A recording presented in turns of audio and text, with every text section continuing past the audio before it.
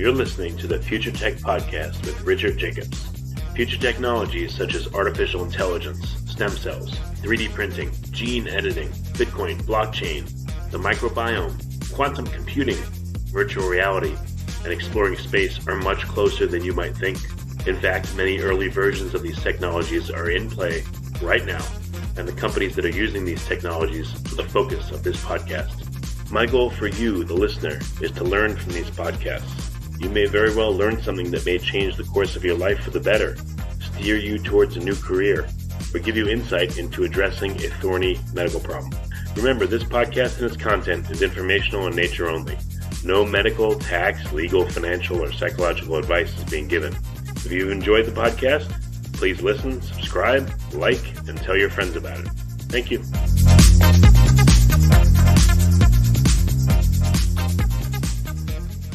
Hello, this is Richard Jacobs with the Future Tech and Future Tech Health podcast, and I have Dr. Meghna Thacker. She's a thyroid expert and author of Amazon's bestseller. It's called 7 Steps to Heal Your Thyroid. She's also the host of a talk show on Facebook where she interviews guests who have the mission to educate people regarding health and wellness. She owns a supplement line, and she's into a lot of different stuff, naturopathic doctor, etc. So, Dr. Thacker, how you doing? Very good, Richard. Thank you so much. Thanks for having me here today. Yeah, if you don't mind, tell me a little bit about your background. Why the focus on thyroid? What led you in this direction? Absolutely. Personally, I have a history of Hashimoto's and hypothyroidism, and actually that went undiagnosed for years. I am born and raised in Mumbai, India, and since I was a little girl, I had irregular cycles. I used to be the heavy one, in my class. My friends used to eat, and I used to hardly eat and still gain weight. I would lose my hair, and I always wondered what's wrong. And I dealt with that for a long time, and I moved here to go to naturopathic medical school. When I was doing my preceptorship, I did my comprehensive blood work, and those thyroid antibodies were skyrocketing. So by then, my symptoms had gotten so worse with the thyroid condition that I was actually falling asleep while I was driving. That actually alarmed me that I need to do something. And when I did my blood work, that's what was found. And since then, I've been after, a way to find a solution to this problem. Yeah, you got to kill yourself. Yeah, that's very dangerous and scary. I understand. Huh. Yeah. So you had these issues for years, and then you said your antibodies were going up higher and higher on blood work. So what was the next step for you? Were you a doctor at this time, or what were you doing career-wise? No, I was a preceptor at that time and soon to graduate from the naturopathic college here in Tempe, Arizona. One of my mentors, Dr. Thomas Cruzel, initially helped me. I used some formulas that helped me with lowering my antibodies. I was also then actually planning to have babies. So I wanted to make sure that's a very important part of fertility. And so that's when I started working with him. I was not on thyroid medication at that point. But I conceived my baby. And when he was born and when I was nursing him, that's when I started seeing the difference in how I was feeling with my energy, not being able to pump enough milk and all of that. That's when I realized, okay, we probably need another step further. And I had to go on thyroid medication. I do choose the natural medication of the thyroid. And but not only that, that was one thing. What led me to this, like to feel the best, I tried many different things. And following the principles of naturopathic medicine, always keeping that in mind, helped me come up with the protocol 7 Steps to Heal Your Thyroid. I worked and tested this protocol on myself and my patients for the 10 years, after which I decided to publish it in a book. Okay, so were you able to mitigate all the effects of Hashimoto's and low thyroid? Or, I guess maybe go through it. So how good of a position are you in now? What are the... have you lost weight? Do you feel better? Are you not sleepy anymore? Tell me a little bit about, if you don't mind, your current personal status. How good is it now? I would love to share that because I think women like me, suffer with this. And yes, at this point, I'm able to, live a great life. I have good energy. My hair has grown. People wonder how it's grown so long, actually. It's nice and healthy. I've lost the weight. So, yeah. So I'm feeling pretty good right now. And it's my mission to help all these women with their thyroid condition and not having to suffer for Yeah. 20 years like I did, without even knowing that I had this condition. Well, I can tell you, I know several women actually that have some thyroid issues, and what they're hearing from traditional doctors is, "Oh, well, you're in range, so you're fine, and you just need to exercise more. You just need to, get your head in the game and all that." And they're being dismissed and told that they're crazy or nothing's wrong with them, and they feel horrible.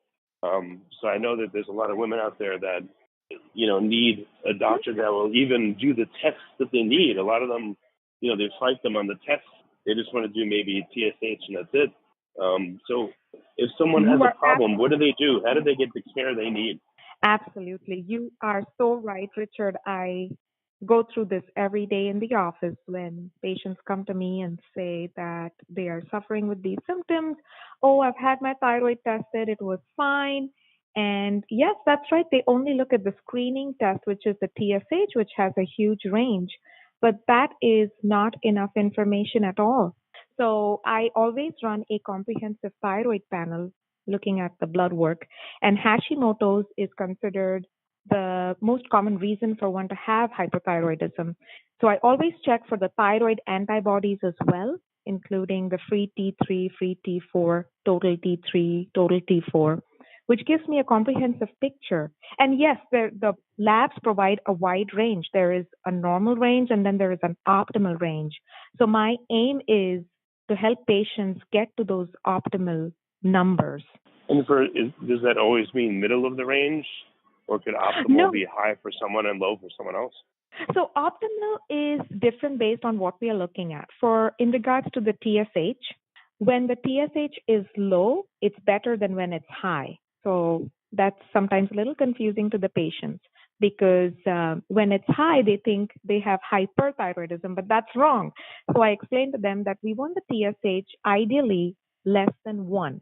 But then we are also looking at the free T3 and the free T4. I also explained to them that the thyroid gland produces the T4 hormone, but in the periphery, in our organs, especially the liver, the conversion of T4 to T3 happens, and T3 is the actual active thyroid hormone that our cells utilize and then produce energy. So the free T3 is the most important test for me, and I aim for the level to be close to 3.5 or a little bit more than that. That is our aim. So what are some of the interesting skews or unusual things you've seen when people have thyroid issues? Like, would they have someone have very high reverse T3, or would it just be that they have high, antibody counts, or what kind of unusual things have you seen in labs? Absolutely.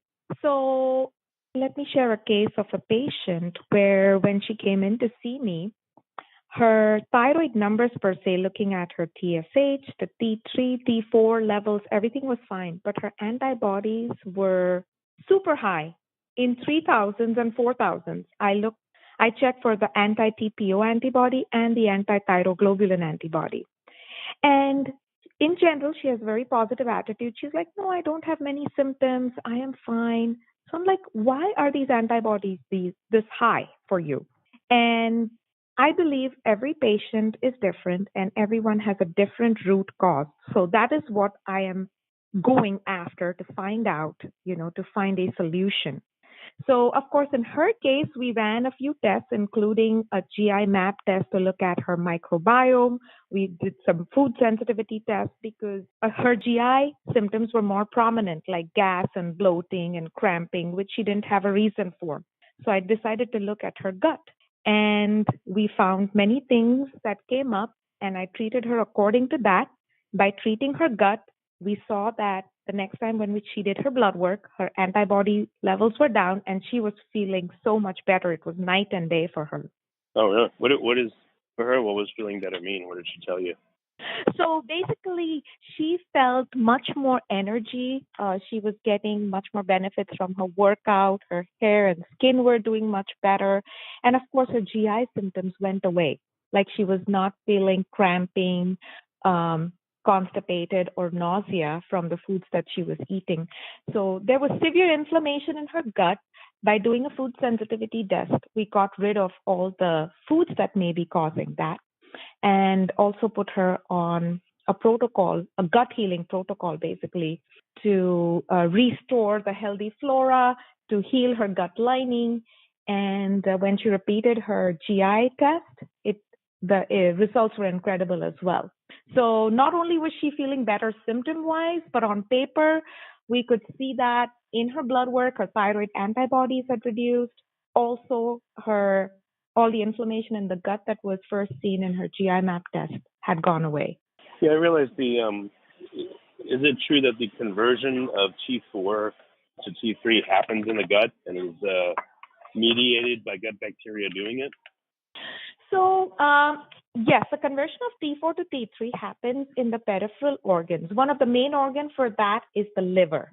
So the liver health is extremely important. If the liver is congested, if somebody has fatty liver, then that conversion is reduced. So actually in my book, there's chapter 4 where I talk about detoxification, helping the liver to work better. And I recommend my patients to do a detox program at least twice a year in spring and fall. Those are the best times to do it. So that way we are helping the liver, giving it what it needs to open up those detoxification pathways so the conversion of T4 to T3 works really well. Well, okay, so what's involved in well, actually, let's say a little bit more. So conversion happens only in the liver, or where does it happen as science understands it right now? Yes, it happens in the different cells of the body, and the liver, liver is the main place that it happens, and then detoxification does involve helping the liver work better, but opening all the channels of detoxification, where we are opening the emunctories. So one is eliminating the waste from the urine. They're eliminating the toxins in their stool, basically sweating it out through the skin. The skin is the largest organ of detoxification. So we have to support all of these organs when one is going through a detox. So what's involved in a detox? Can you go into some of the details? Absolutely. So when one is going through a detox, I use my 14-day detox plan with them. So it basically has ingredients which have herbs that help the liver detoxify, Then it has gut healing ingredients in them as well. Plus, it has proteins. So amino acids, it's a plant-based protein powder as well. And it has the micronutrients, which is the vitamins and minerals, because all of this is essential to help the process of detoxification. So how long does the detox process take? And, is it expensive? Do you have to buy a bunch of stuff? I mean, what are some details on it? Okay. So basically, I tell patients that for the 14 days that they are doing my detox program, they receive this detox drink that they are going to use 1 scoop twice a day.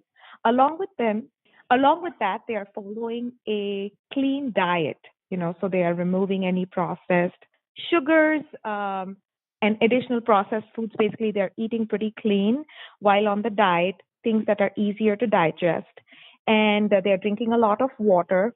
So we even talk about like mental detoxification and all of that as well. But detoxification is a process which happens all the time, and our organs do that all the time. So the 14 days that we are dedicating to it is we are giving the body that time to heal and detox, and putting one into the practice of eating well and all of that.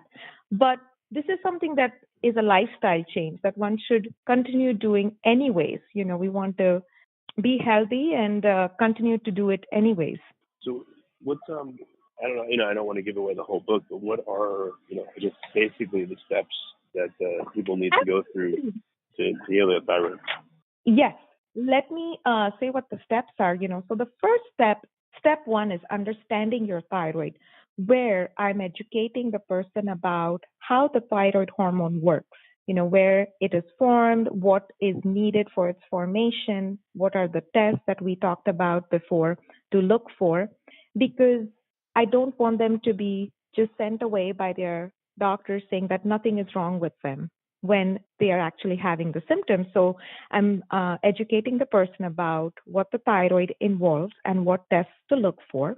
And then in step two, I get into the naturopathic treatments, what all can be done diet wise, supplement wise, um, looking at the botanical medicine, homeopathy, everything that helps the thyroid work better. I also recommend patients to do a micronutrient analysis via a blood test because every patient is different.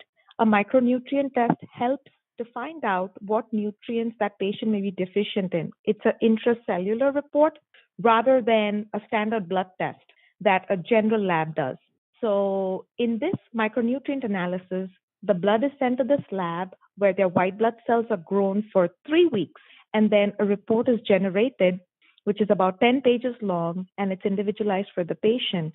So, for example, when I did mine, I was deficient in three different nutrients. So, I exactly know what to use and how much to use to replace those deficiencies. So, when I help them at that cellular level, then it helps their thyroid to work better. So, that's one of the things I do. And then going on to step number three is healing the gut.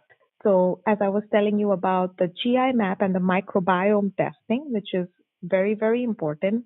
And Hashimoto's is an autoimmune disorder. And actually, our gut is the 80% of where our immunity resides. So it makes sense that, having the good microbiota will help the thyroid function in that way. And now it's very interesting, actually. The research is showing that, they are correlating the organisms that are found in the gut and what one may be prone to. So, for example, like patients who have Hashimoto's, because Hashimoto's is an autoimmune condition, are more prone to the other autoimmune diseases, one of them being rheumatoid arthritis. So, when I did my GI map test, that's the organism related to rheumatoid arthritis, which was seen in my gut. So, going on a gut healing protocol and getting rid of that helps me probably prevent rheumatoid arthritis. So, I find that very fascinating information. And in the so it means you were predisposed to it, and you likely would have gotten it over time, or you had it at a low level. Or what do you mean? Exactly, that's a possibility. That's what the scientists are working on to find out, like what organisms are present leading to what chronic diseases. Like patients with diabetes may have certain organisms, patients with rheumatoid arthritis may have something. So they are finding these links. So I think that data is going to be extremely helpful to doctors, and it helps me because I believe in prevention, and that's one of the principles of naturopathic medicine. And if I'm able to prevent one from developing a chronic disease by healing their gut, I think that's great.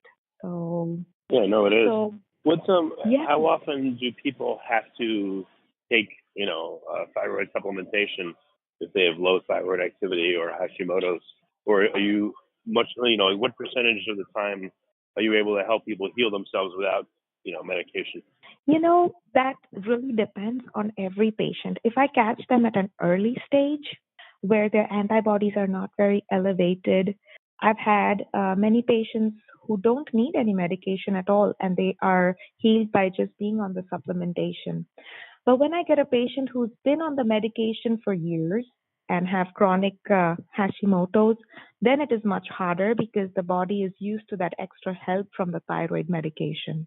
And okay, and what about do you work with people that have had their thyroid removed due to cancer or overgrowth or other reasons, and how are they different? Yes. So I do work with patients with all types of the thyroid. I do not treat thyroid cancer, of course, but patients who've had it removed, yes, who are on thyroid medication under my care. So I definitely help those patients. And yes, there are a lot of patients who come with me with benign nodules. So the nodules on the thyroid has become a very common condition that I see in the practice as well. A lot of times the benign nodules are related to hypothyroidism or Hashimoto's particularly. And usually by, correcting the thyroid, by working on the different uh, things that I do with the 7 steps, it actually helps to shrink those nodules. So we keep a track on that by doing ultrasounds. I do not order thyroid ultrasounds for all of my patients, but on as needed basis, basically. If one is, you know, having nodules or has a history of nodules or has severe Hashimoto's, I always recommend that they have a thyroid ultrasound. And what about if someone's on just T4 only, like Synthroid or levothyroxine, and they're not tolerating it well? And do you switch people to, mixtures of T4, T3, T2, and, maybe talk a little bit about the dynamics there?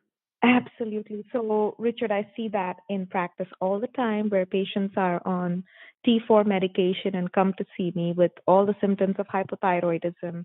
They say that they are getting no relief because their doctor keeps increasing their dose, but they are still having all the symptoms. And yes, when I run their thyroid panel, the number that's low, my favorite one, the free T3, is closest to its lowest range, probably. A lot of times that happens. So I addressed that in a few different ways. Of course, as a choice of medication, I do prefer the natural glandular medication like Armour Thyroid, Nature Throid, the newer one, which is NP Thyroid. If they choose to be on synthetic medication, then if they are on T4, I may add T3 together with it and then monitor them. So the other way to do it is when they are on T4 medication, I use my formula with them, which is the thyroid balance, and that helps to convert the T4 to T3. So it is a combination of certain minerals and botanical medicine that helps that conversion. I also talk to them about helping the liver work better and do the detoxification to help that conversion. Okay. Just like a little bit more info here, but I've heard some doctors say, "Oh, Armour, they compound it, and it's not, it's pig thyroid, and you never know what you're going to get." And is that true, or is Armour robust enough, and these other alternatives robust enough to work? That is not true. Actually, Armour Thyroid is the oldest medication. It was like even before levothyroxine and Synthroid came into the market. And, with the Synthroid being the second most prescribed medication in the US, it's a huge competition with Armour Thyroid. But I see fantastic results myself on Armour Thyroid. I personally am on that medication, and I see it clinically in my practice as well. Okay. You haven't seen any issue in terms of the effects that it's not variable? You think it's controlled and manufactured, so it's pretty precise, or is it? It is very precise. Okay. Absolutely, very precise in every way and very standardized actually. So I don't see any issue with that. And of course, every patient is different. A lot of my patients, most of them do well on the natural thyroid prescriptions. But yeah, there are a few handful that may do better with the synthetic, and I meet each patient at where they are, and then we individualize the protocol for them. Have you dealt with people that have been on Synthroid, let's say, for years, and all of a sudden they're having problems with it? Do you see that it may work for a while and then stop for some people? Yes, it does. I see that a lot, And at that point, when we convert them over to Armour Thyroid, I've seen really good results. Why do you think that happens, that someone will tolerate it for a while and then all of a sudden, it stops working for them? First of all, I think Synthroid, is being synthetically made and having just the T4 molecule. While naturally, our thyroid gland, we have the T1, T2, T3, and T4. So it's the process of iodination, that makes the thyroid hormones. So when we are getting it naturally from a natural source like an animal's thyroid gland, which is similar to ours, it's in a way bioidentical to our bodies. So our body accepts it's much better. And then our body doesn't have to convert that hard to convert that T4 to T3. So because the T4 being different molecule by itself, synthetically made, if we put a more natural one, which is identical to what our body makes, I think we respond much better to it. I don't know if you can characterize this, but how much effort do you think the liver puts into converting the T4 to T3? Perhaps that, it puts a strain on the liver, and if it's happening for years and years and years, maybe it's compromising liver function slowly over time to have only Synthroid versus a mixture. I don't think it's a big deal actually for the liver. I know our liver is our organ we really need to pamper, because any toxins that we get from our environment, any medication that one may easily pop, just like an ibuprofen, the liver really works hard to process all of this, So as long as we are, making good choices and all of that, it's not an extra added thing on the liver to convert the T4 to T3. That's the natural function of it, But I would say adding extra things that make it work harder, that is something one should try to probably avoid. Right. Okay. Makes sense. Yeah. And then, I've seen I have thyroid issues. That's why I know something about this. But I've seen the field is dominated by women. Do you see a lot of male patients, or is it mostly women? And what's your thoughts why? Yeah. So basically, women are considered 5 to 8 times, prone to hypothyroidism compared to men. And my practice mostly is of women, women's care. I do thyroid balancing. I do their female hormone balancing, adrenal balancing. I like to look at the whole picture, actually. And there are certain times in a woman's life when this issue is, like in my case, during nursing is when it really showed up. I had that underlying thing for years, but there were certain times, like stressful times, that exaggerated the hypothyroidism.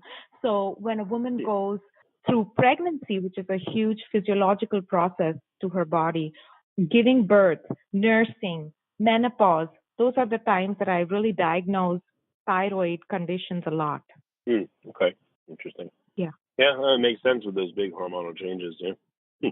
Right. So right. what, unfortunately not everyone can see you. So what are some resources for people for people listening that suspect that they may have potentially thyroid issues? Should they start with your book, or what do you recommend? Absolutely. So I would encourage everyone to read The 7 Steps to Heal Your Thyroid. It's a comprehensive guide, gets into all the details of the 7 steps. And for anyone who is having low energy or difficulty with their weight, there's a lot of information. So even if you don't have a thyroid condition but have certain symptoms, I encourage you to read that.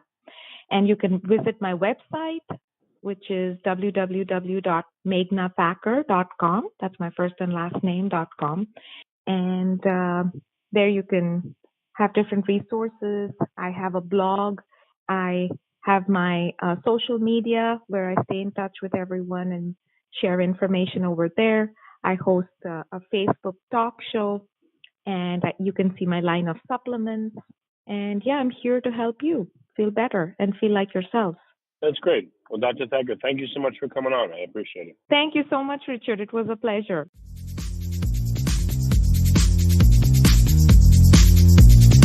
You're listening to the Future Tech Podcast with Richard Jacobs. Future technologies such as artificial intelligence, stem cells, 3D printing, gene editing, Bitcoin, blockchain, the microbiome, quantum computing, virtual reality, and exploring space are much closer than you might think.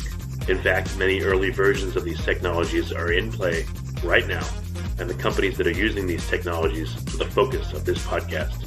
My goal for you, the listener, is to learn from these podcasts.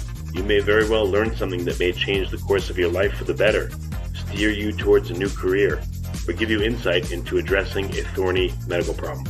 Remember, this podcast and its content is informational in nature only. No medical, tax, legal, financial, or psychological advice is being given. If you enjoyed the podcast, please listen, subscribe, like, and tell your friends about it. Thank you.